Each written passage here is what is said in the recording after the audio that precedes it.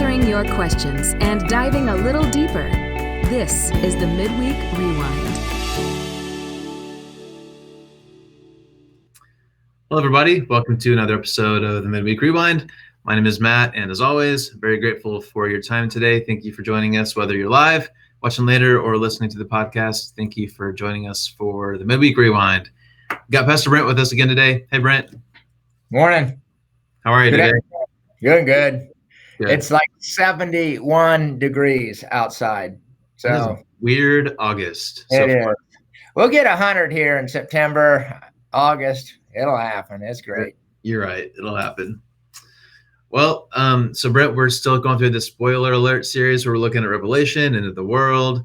It's a fun series. I think people are enjoying. So we're a couple weeks in and we got a few more weeks to go. This past week we talked about the rapture, which is a interesting topic. As you pointed out, it's not actually mentioned in Revelation, but it's still something that's elsewhere in Scripture, and it's something that people, I think it's just kind of, again, like we've talked about, just fun, intriguing to think about what that day, what that event will be like. So I guess before we get too far, Brent, why don't you give us a quick recap of this past week, what we talked about? Yeah, so the Bible, I think, is pretty clear on 4 events, one of which is the rapture. And you're right, it's not even mentioned in Revelation, but it's really detailed out in 1 Thessalonians and 1 Corinthians 15. So I believe, and I think the Bible's clear, that Jesus is going to raise the saints of old. He's going to raise the Christians who are alive up, and we will be with him forever, okay? At that point, we will also get new heavenly bodies, and it's immortal. It's to live in the next dimension. Yep. Okay, to live in the next dimension, we need a different dimension of body. And right now, when a person dies, or the saints of old, their spirits are with God in heaven. But I don't know if there's any description anywhere of how they look. Mm-hmm. Okay. Right. But it's in, 1 Timothy? It says one day we will have a body like his glorious body. And so at this rapture, we'll get a heavenly body. And again, most scholars agree that that new body will be like Jesus' resurrected body. Mm-hmm. And that goes back to, when we return with Jesus at the second coming, as part of the armies of heaven, we'll have a body. It's not just a Casper the Ghost floating. I mean, we will have a body.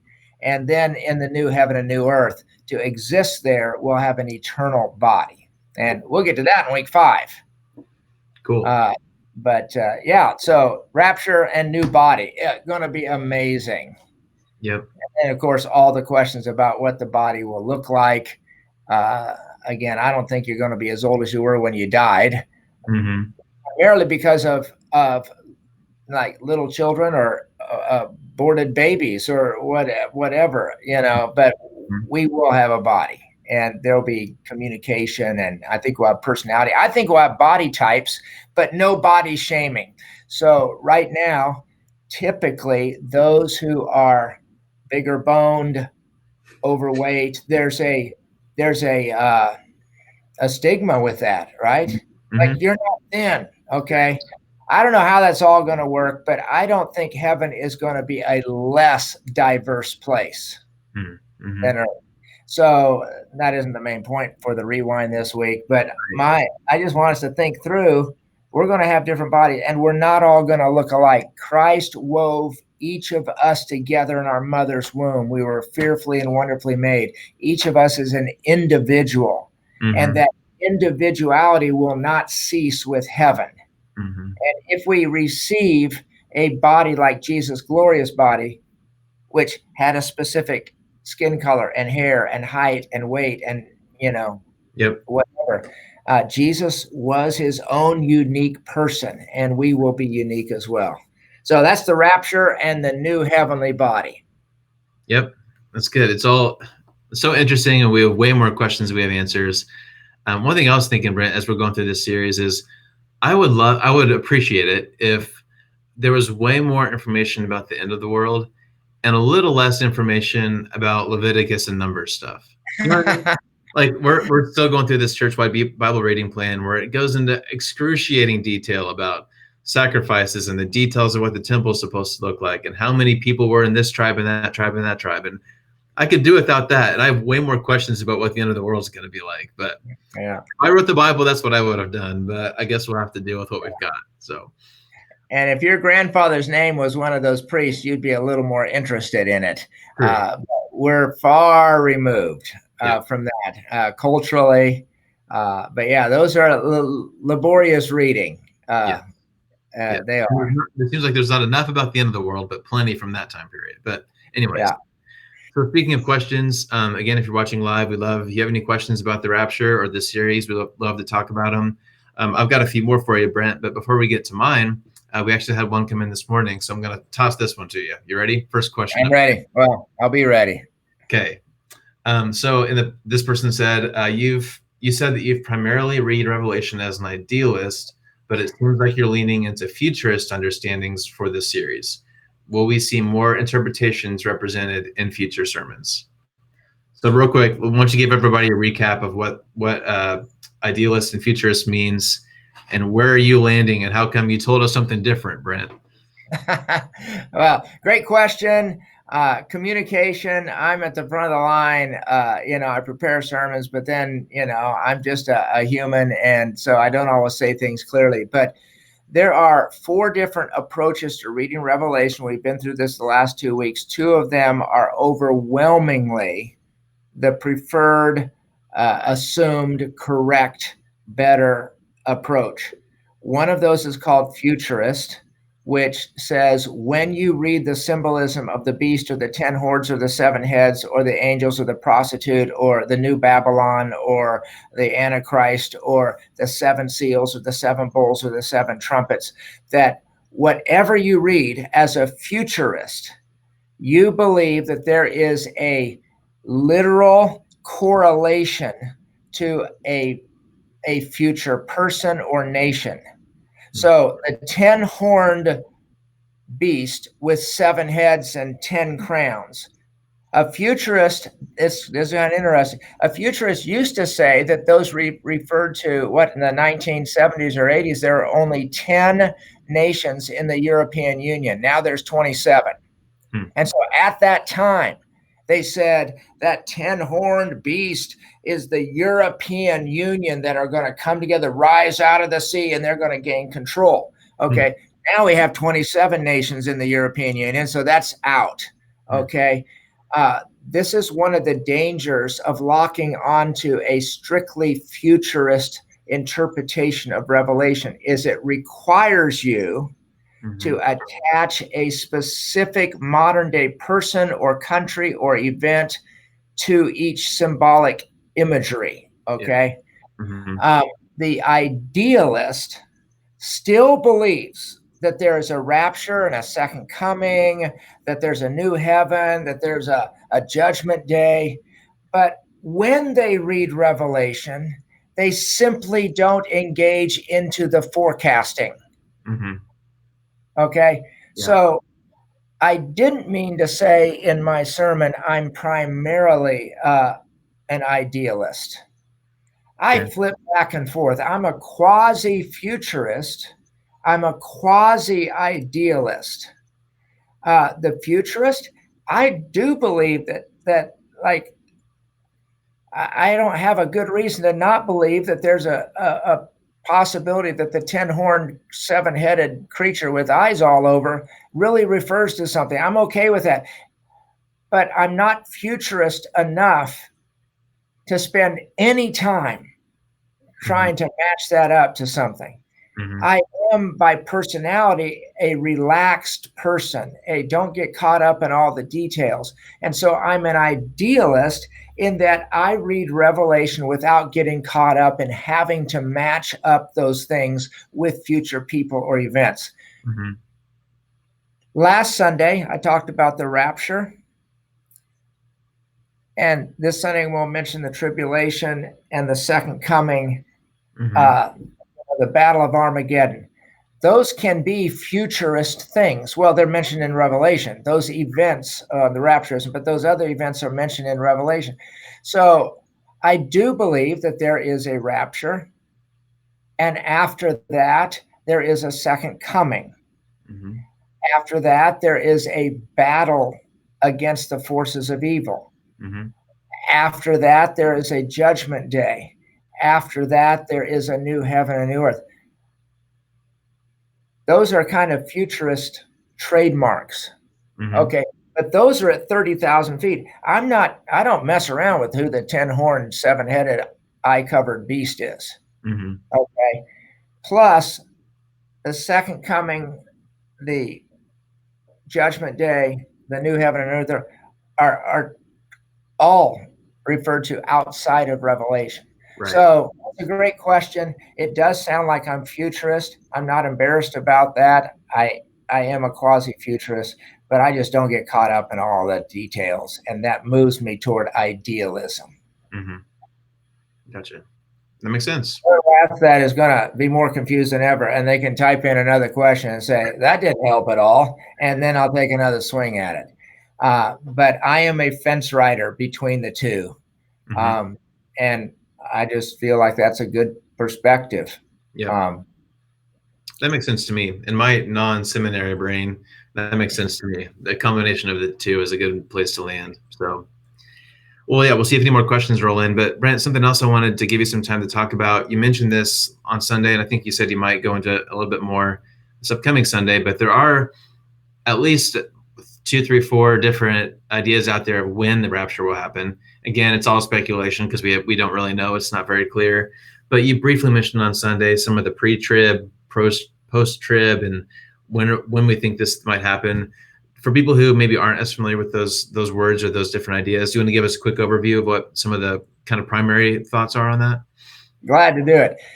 The tribulation, it really comes from the numbers in the book of Daniel, but there is a tribulation period, it appears, that is going to be 7 years long.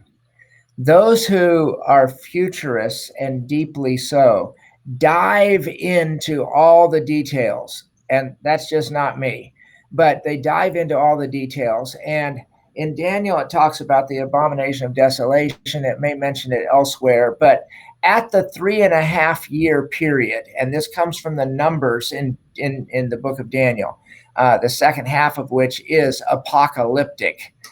Revelation is the only entirely apocalyptic book, but Daniel is, I think, virtually the last half. But there is, at the halfway point, an act that the Antichrist will do, and it's debated whether they will desecrate the temple somehow, and the temple isn't even built right now, but something will happen so that the first half of the tribulation is natural disasters that all people just endure even right now.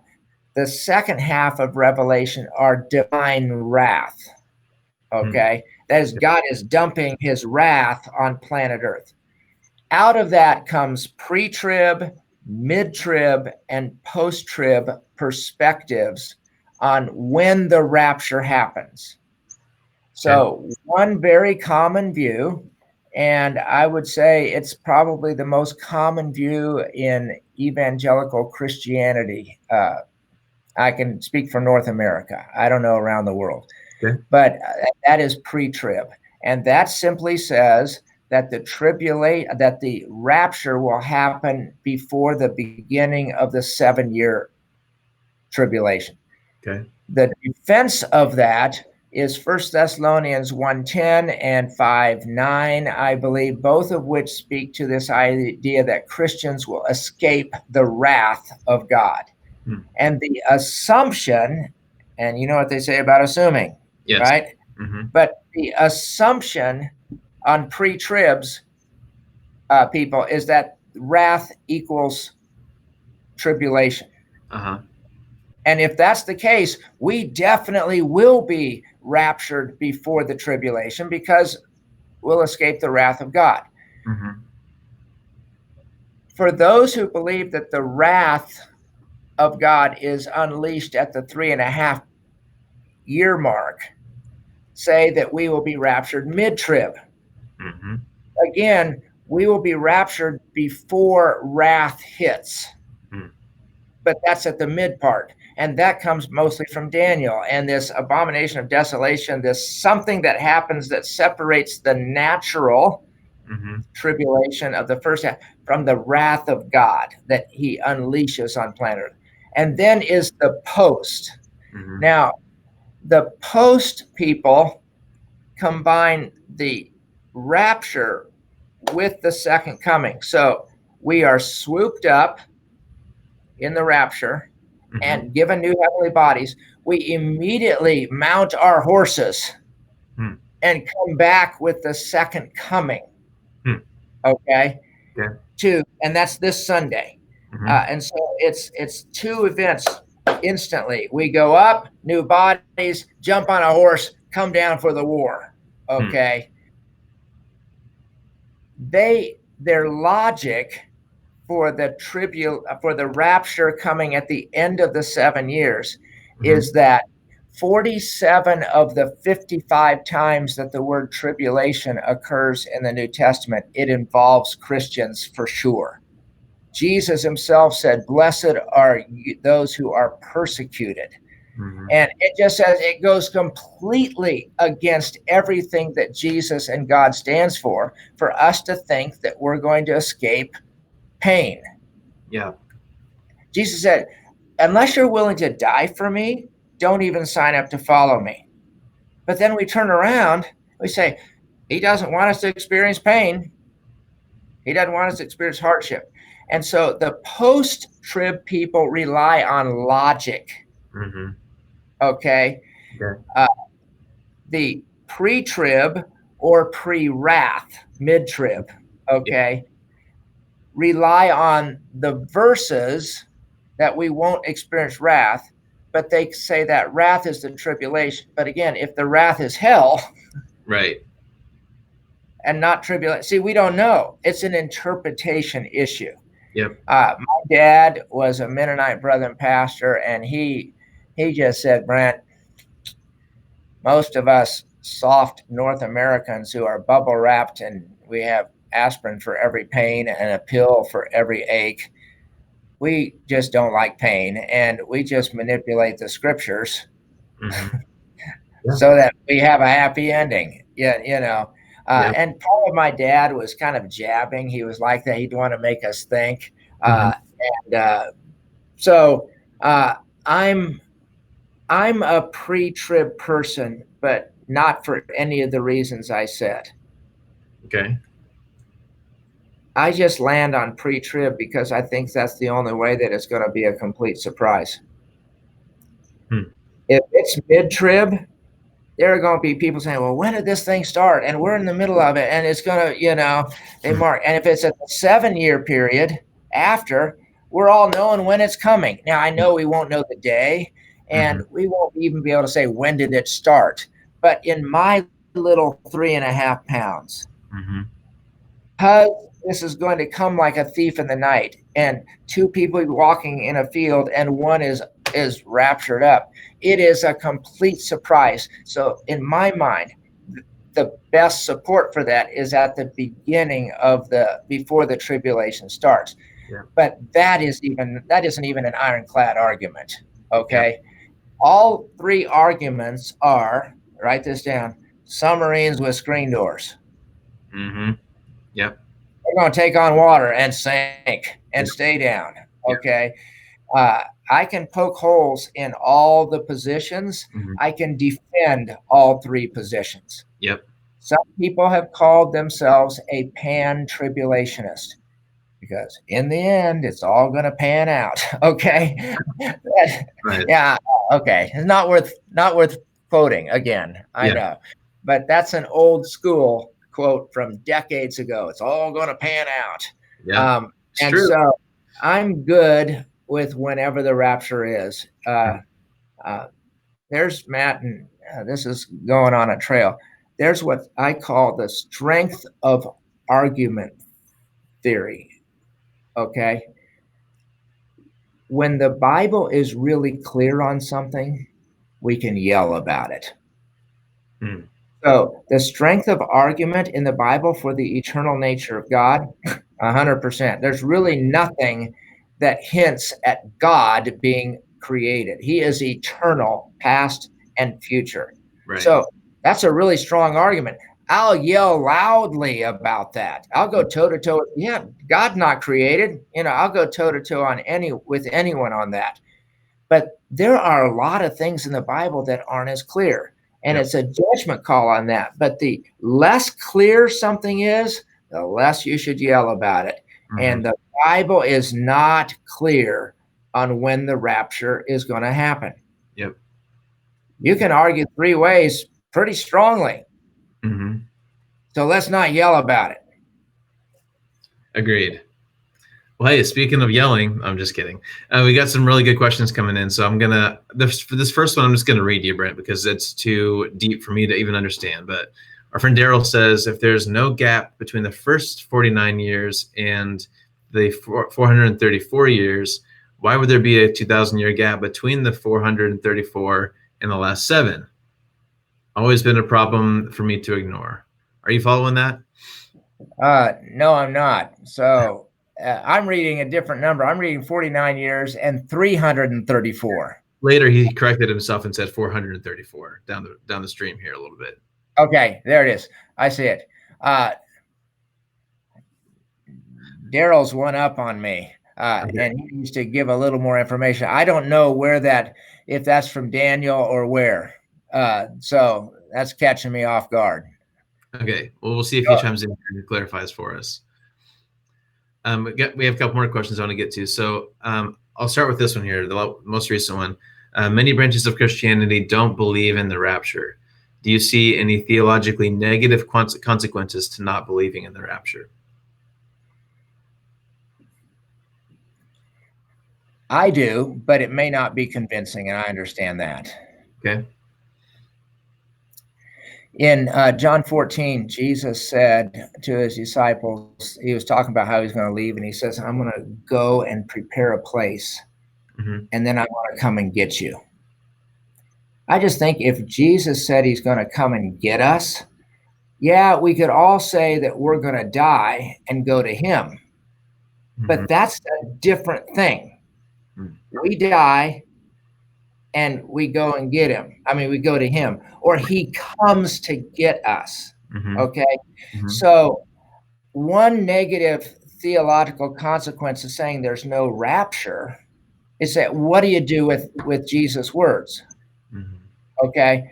He said, I will go and prepare a place for you and then return so that you can be with me. Okay. He's going to come get us. I think it's a weak argument to say he's speaking about us dying.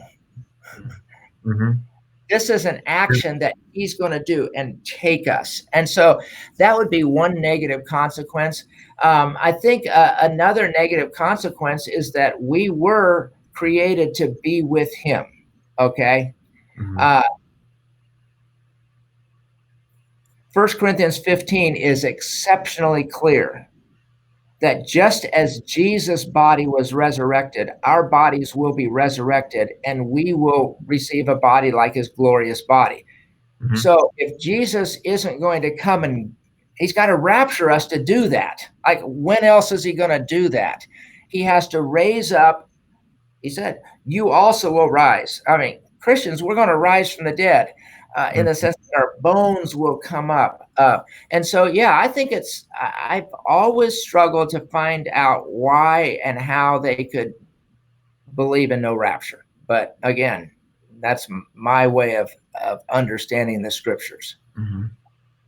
Okay. Yeah, that makes sense to me. So Daryl chimed in again here, and he says he's getting that from Daniel, where it mentions 70 weeks, 70 times 70 weeks, which would be 490 years. And this, we might have to come back to you, Daryl. This might be a little bit too much on the spot. I don't know anything about this, so unless you're ready. Yeah, and they have 1,280 days. They have all kinds of days. Another question, about this comes from another person that I've read, theologians that interpret numbers in apocalyptic literature as symbolic rather than literal. That's an idealist perspective. Right. A futurist perspective says the numbers in Daniel are meant to be literal human years. Okay.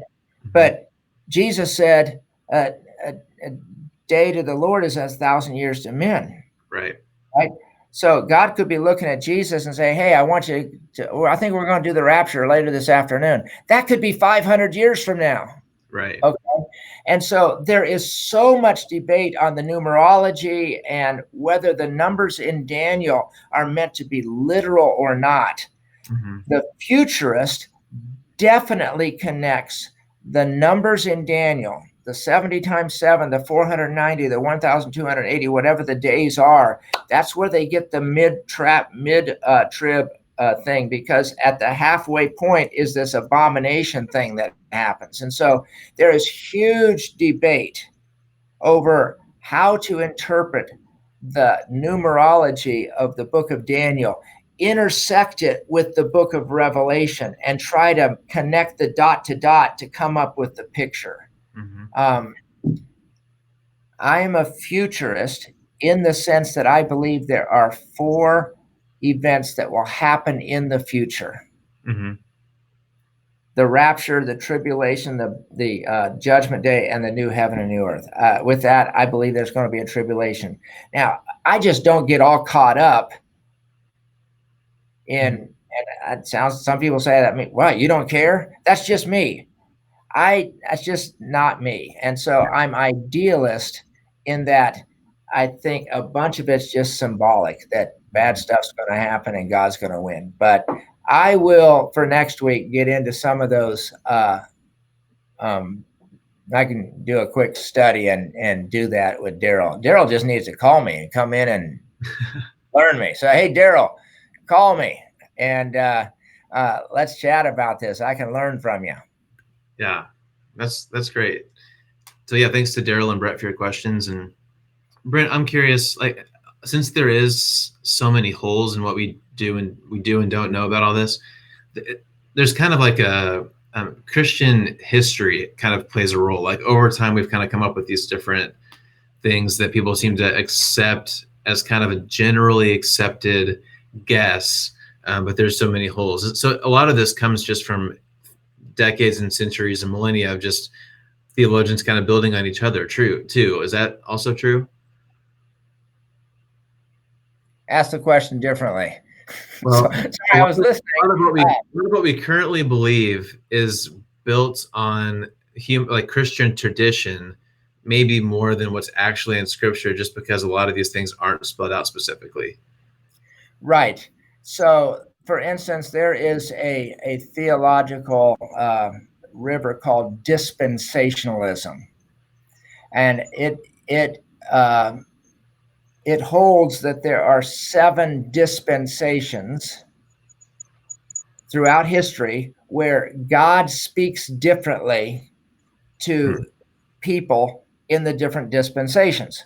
And so theologians will read the Bible and they'll come up with a theory, a way to read the Bible and interpret it. So the first dispensation is with Adam and Eve, and he spoke directly. And then there was the dispensation with the patriarchs, or the law, and then the patriarchs, and then the church and grace, and And so, yes, that dispensationalism, if I'm correct, swept North America in the 1920s. Prior to that, people didn't read their Bible saying the different dispensations throughout the 7. I can't name them off the top of my head. But so there are sometimes right, sometimes wrong ways of reading the Bible that kind of sweep over or take over and influence deeply. And so, yeah, that's why we have to, in a sense, Matt, I've said this before, I'm a 3rd generation Mennonite brother and pastor, and that biases me. I have a way of reading, and we have to say, Lord, take those off. Okay. Hey, it's 12:30. There's one more question I just wanted to tag. Sure. Some people said one question, what convinces me that the rapture verses aren't referencing the second coming? And the short answer is because they're 2 very, very different things. In the rapture, it's clear that he takes up the church. In the second coming, he returns with the church. It's very clear that those are two different directions. They can't be the same. You can't go up and down at the same time. Okay? So we are raptured up from earth to heaven. We return from heaven to earth at the second coming. So it's stuff like that that convinces me that they're two very different events. One is Christ is taking us up to him. The other, he's bringing us down to earth. We're rising up to be with him. We're coming down to engage in the battle with the enemy. Very different purposes. Yeah. But again, a good question, and I'm sure one that's open to interpretation. Different people probably read that differently. Absolutely. Yep. Well, hey, Brent, today flew by. We got a lot of things we didn't have time to get to, so we'll put a pin and we'll try to come back to that next week as we keep talking. Second coming you're talking about the second coming this Sunday, right? The second coming. We'll go into the debate about the rapture and the second coming, and are they the same? Are they different? There are some verses like Matthew 24. Some people attribute that to the rapture. Some people attribute that passage, as Jesus speaking, to the second coming. So lots of debate, which is why 1 Corinthians 15, I pass on to you as of first importance that which was given to me, that Christ died, that he was raised on the third day. The worst thing we can do is raise stuff above what's most important. This stuff is going to be debated. It is going to be debated. But let's keep first things first. That's good. That perspective is important. We were going to get into that a little bit more, but we'll talk about that next week maybe. So, well, this has been fun. It's a good conversation. Again, it's a intriguing topic to talk about, especially in this kind of format where we can go back and forth a little bit. So thanks to those of you who submitted questions.